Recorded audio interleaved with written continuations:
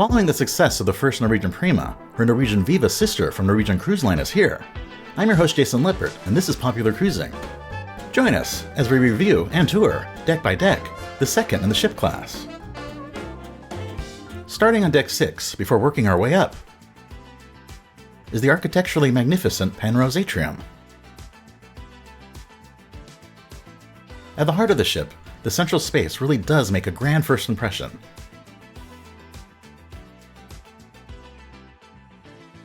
And just off from it is the first of many watering holes on board. The extra cost Penrose Bar even has a series of video betting machines, since it is adjacent to the casino, which like before, consists of 3 different sections: a VIP casino for high rollers, a main casino, which thankfully does not reek of cigarette smoke, and the reason why, a separate smoking casino that contains any secondhand fumes. Sitting astern is the Belvedere Bar, a lovely Great Gatsby-esque venue for grabbing drinks before or after dinner. Such as at Cagney Steakhouse, the first of the ship's specialty restaurants, and a neat Frank Lloyd Wright-looking space. We didn't dine here on Viva, but we most enjoyed classic dishes like these on Prima.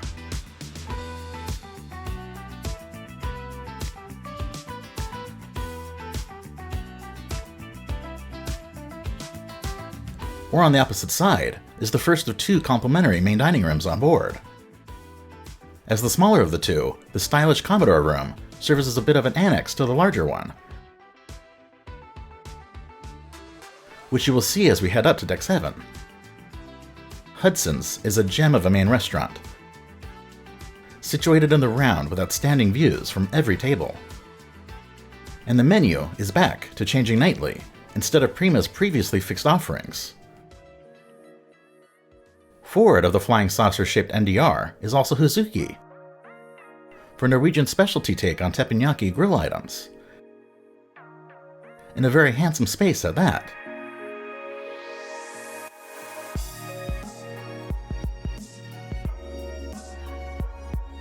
For the first time on Viva, I had the chance to dine at Nama Sushi and Sashimi. And I was sure glad to have the opportunity.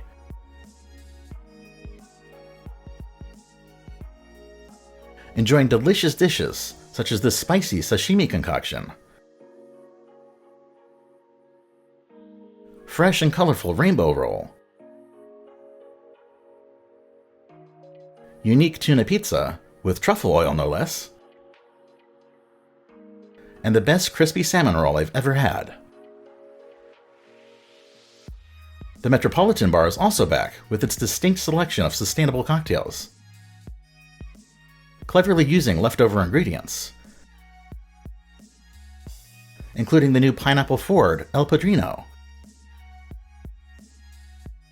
and returning Croissant Mai Tai. Live music here is talented, but often too loud for the small venue. But a favorite among passers-by is this interactive digital art installation, demoed by the artist himself. Again, thankfully at least contained, is the Humidor Cigar Lounge nestled in the corner.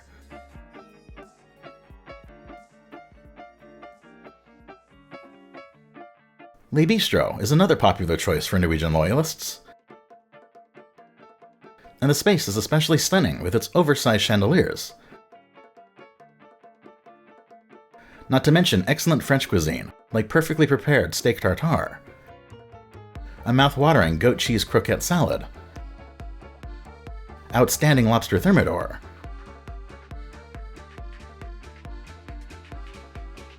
and a refreshing lemon sorbet to finish. Entertainment-wise, the Improv at Sea is where stand-up comedians are showcased, albeit in too small of a space given the popularity. So be sure to get a seat early to avoid being shut out of the amusing sets. Similarly popular, to the point of resulting in standing room only, is the terrific Sid Norman's Poorhouse. Equal parts bar and entertainment venue is the stage for one of the best live rock bands I've ever seen at sea. Performing favorites from the Guardians of the Galaxy Awesome Mix, and more. This one is truly not to be missed, and offers several different varieties of music sets throughout a cruise. Connoisseurs of Park West art will enjoy knowing a gallery displays pieces available at auction,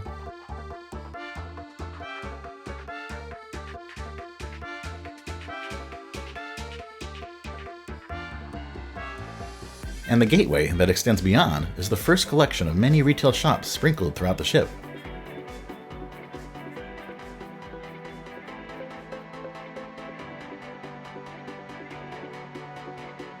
Back around the atrium is also the guest services desk,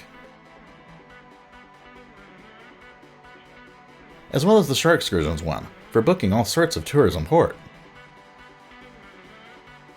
Meanwhile, super small is the iConnect Internet Cafe, but really it's just a support desk for everyone's Wi-Fi devices. And also reprised on Viva is a full Starbucks location, serving shoreside favorites, now selling Been There series mugs commemorating the ship itself, and also having one of the best vistas ever. Then the Viva Theater Club is the core of shipboard entertainment, converting between a nightclub and a traditional theater, for guest entertainers such as Christopher Watkins, the violin virtuoso with a cool, bejeweled and lit instrument befitting a Jedi, and production shows like Icons. This one was honestly a bit of a letdown though. The vocalists themselves are very talented, but the lack of dancers and stagecraft make for a very pared down performance for such a large canvas. This is just one of the main shows to be offered on board though, with the full Broadway-styled Beetlejuice the musical being the other, but sadly that one was not yet ready for the inaugural sailing. Still, its angular set could be seen briefly during final rehearsals. Heading up to 8 is the ship's full wraparound promenade deck, dubbed La Terraza and Ocean Boulevard, containing comfortable seating and fixed binoculars for use. Glass-floored ocean walk sections, and also complete with alfresco dining space for several specialty and complimentary restaurants. It's also where Infinity Beach resides, as well as the landing zones for the dry slides will feature towards the end of the video. At the stern is the outdoor dining space for the Indulge food hall, as well as scenic Soleil bar. And on the other starboard side is mostly a mirror of the port side of the ship, but also featuring the concourse sculpture garden. It sure makes for a fun sea day stroll. Speaking of Infinity Beach, this section of the promenade is a super inviting stretch of chase lounges and daybeds, surrounded by waiting waters, plus an infinity pool overlooking each side of the ship, which helps spread crowds around, away from the main pool above. And probably my single favorite dining venue on board, especially for being complimentary, is the outstanding Indulge food hall. Again, spreading crowds from the buffet above is this cool food truck concept, where you can order from several different genres of cuisine. One change since Prima is the removal of the secondary Starbucks location from here, to free up additional space for more seating. There's even a new soft-serve ice cream station. Yum! Using a tablet, food is delivered quite quickly, from barbecue to Indian food, with some of my faves on Viva being these right here.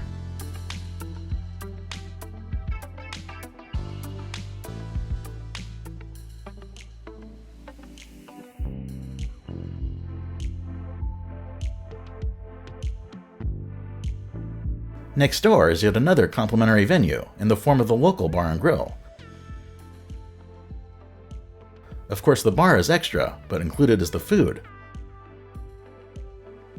from this nearly always open eatery.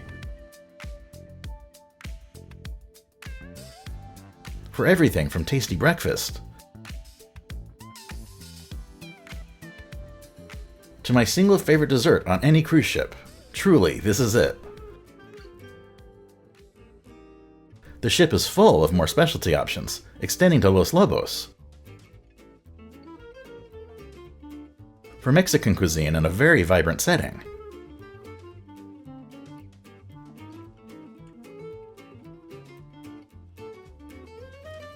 Tableside prepared guacamole is great.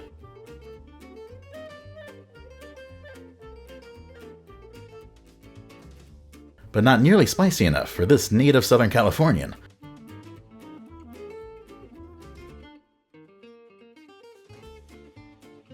To go with the chips and salsa, which honestly was the only significant dining miss, the salsa was just far too chunky and surprisingly bland.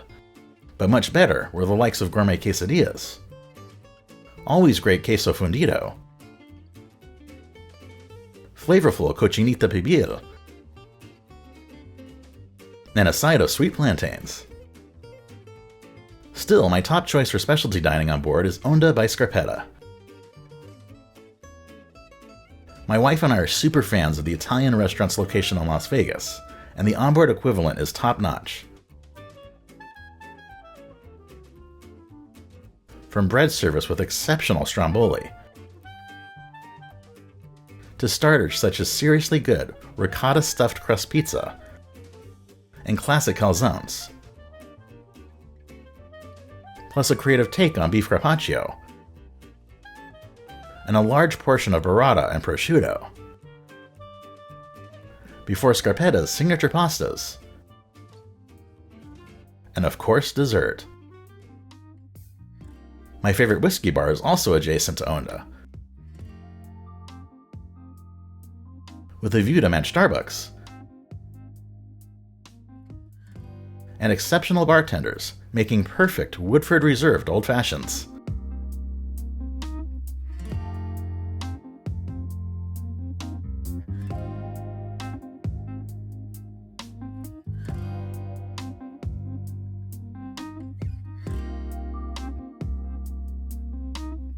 Cheers! This level is also complete with many more retail shops and the ship's photo gallery. Sundries and Viva logo items and ship models included.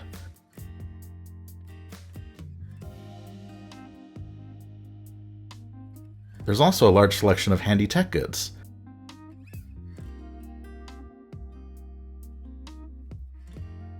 As well as my preferred camera brand, Sony. Taking a larger jump up to deck 12 is where my spacious balcony stateroom was situated.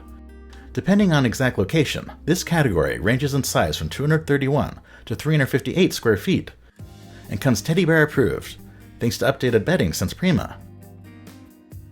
Turning back to the entrance is a series of 4 handy wall hooks,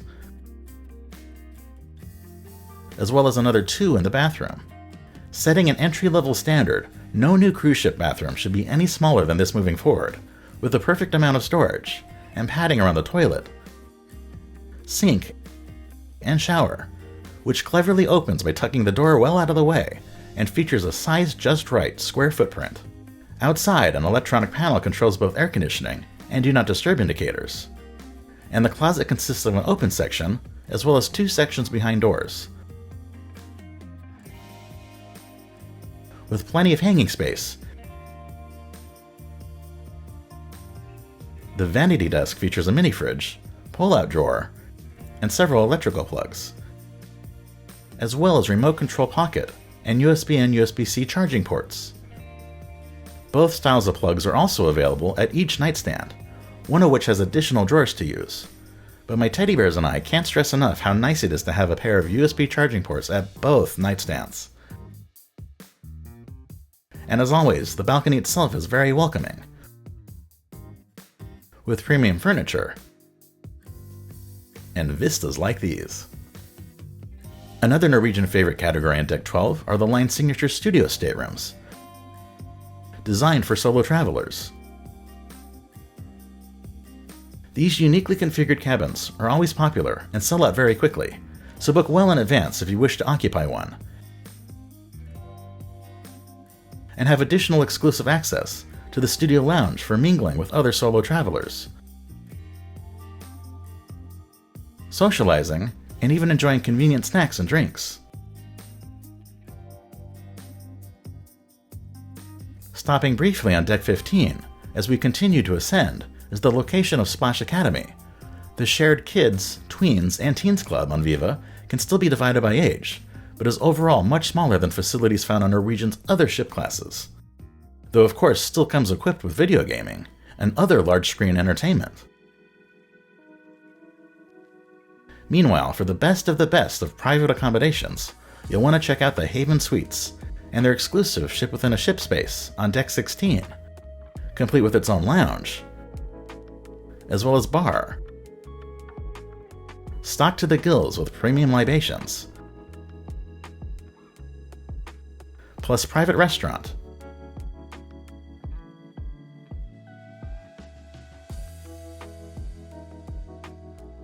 and naturally, an expansive outdoor sun deck with yet another bar, pool, and more.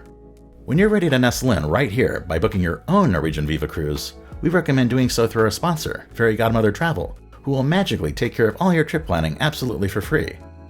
To get your complimentary quote, click on the link right here, or call the phone number or message the email address below. Also on Deck 16 is the entrance to the multi-level Mandara Spa Salon, as well as Pulse Fitness Center, where you'll find a relaxation room to rest in before treatments, lots of treatment rooms themselves, and then an absolutely sublime thermal suite with therapeutic salt and freshwater pools.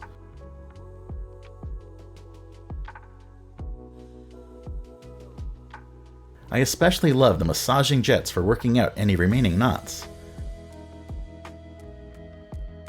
And the array of steam rooms, saunas, and more is just staggering.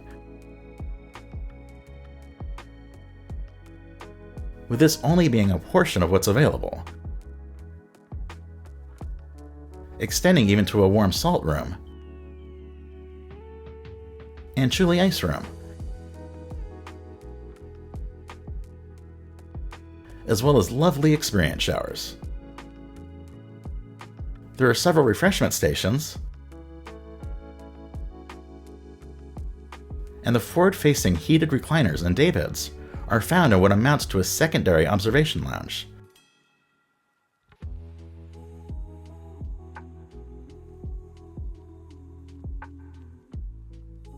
Then there's also a barbershop for men,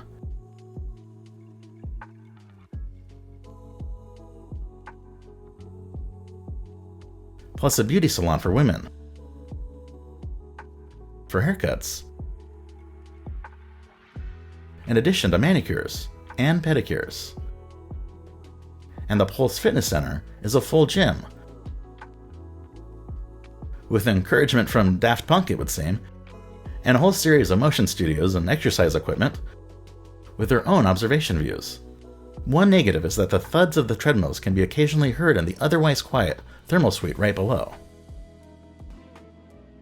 Higher still on Deck 17 is the Vibe Beach Club, where a bit of the private haven experience can be purchased and reserved on a day-by-day basis, regardless of your chosen cabin. Guests can take advantage of its own bar, in addition to a pair of hot tubs, one under shade and another open to the sun.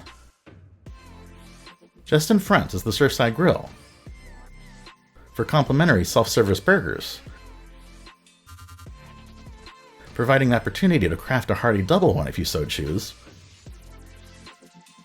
And also the Surfside Cafe, which is a much smaller buffet, although less necessary when taking into account the food hall below.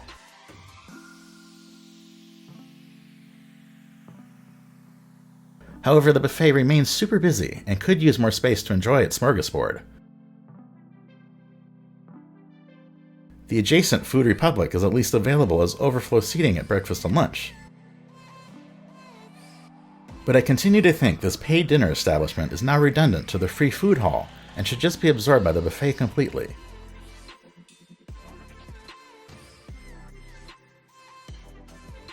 One remaining specialty restaurant that is wholly worthwhile is Palomar, and its excellent seafood menu,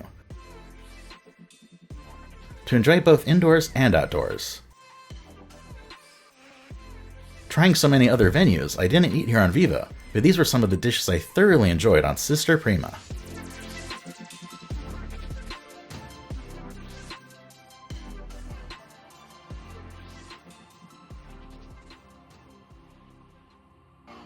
Serving the main pool outside is the Waves Pool Bar, with even more drinks.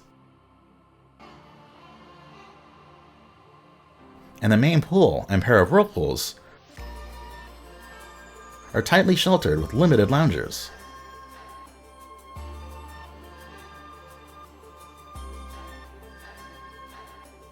But are again offset by the wonderful infinity pools along the promenade below.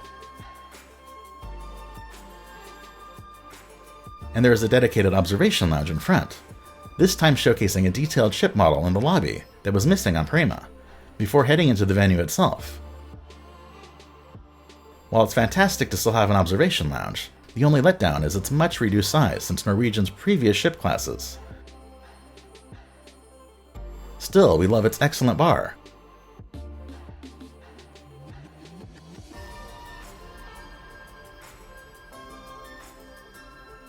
And food service area for extended breakfast and other snack hours throughout the day. Not to mention its stellar view. Perfectly isolated in the center, and thankfully soundproof, is Viva's Galaxy Pavilion.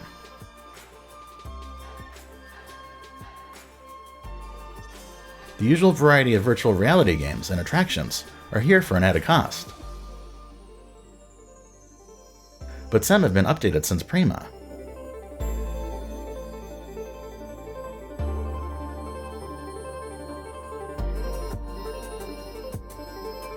I even had the opportunity to observe my friends and colleagues as they attempted to solve one of 2 escape rooms on board.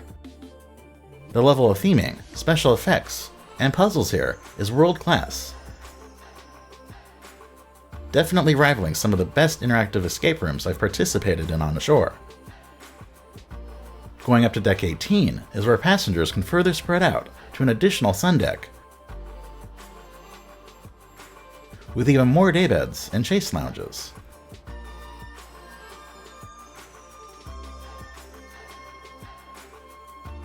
And although much less exciting than on preceding ships, there is still a small kids' aqua park up here, for the littlest ones to beat the heat. Also reduced from the past is the selection of water slides. Viva, like Prima, only has the one. The Wave is a singular inner tube descent.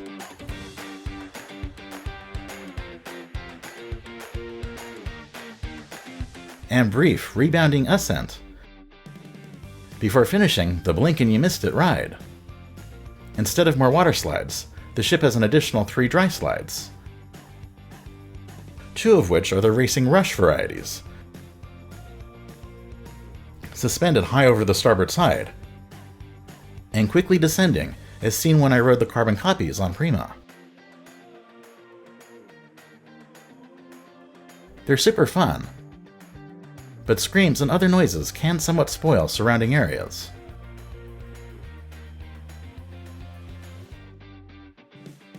On the opposite port side, the drop is its own free-fall take on the spiral descent that starts out even swifter, but does still slow down quite a bit at the translucent center, before speeding up again towards the end as on Prima. It's another fun ride, but I'd personally prefer water slides. Rounding out the Deck 18 outdoor attractions are the Stadium, Bullseye, and Tea Time. A wide variety of table games and other sports fill in the remainder of the starboard side.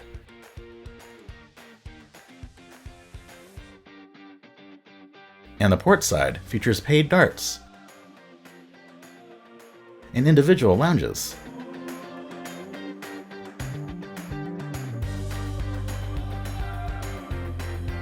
As well as an interesting take on miniature golf.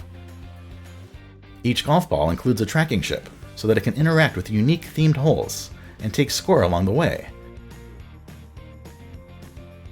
It took a minute for us to wrap our heads around the different scoring system, but I very much enjoyed the elevated version. There's even one more place to get drinks on this level at the Viva Speedway bar.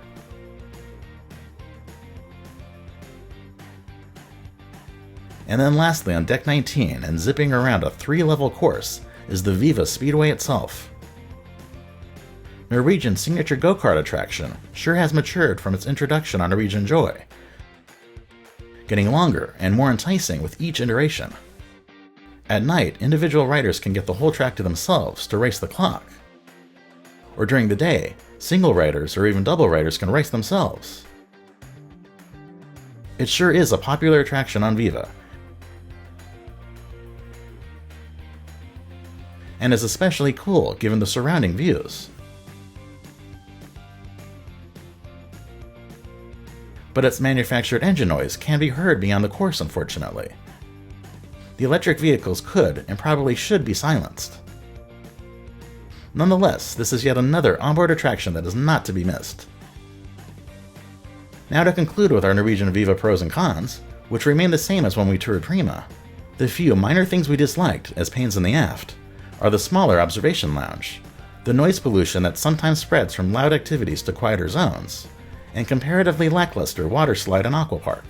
But what we most liked, and can take a bow, are Viva's outstanding overall ship design, exceptional Indulge food hall and other dining options, and still fun dry slides and go-kart track. Thanks so much for watching. If you would, as it really does help support us, please like this video with a thumbs up and subscribe to our channel while hitting that bell icon to be notified of new videos, watch our other ones, and visit popularcruising.com.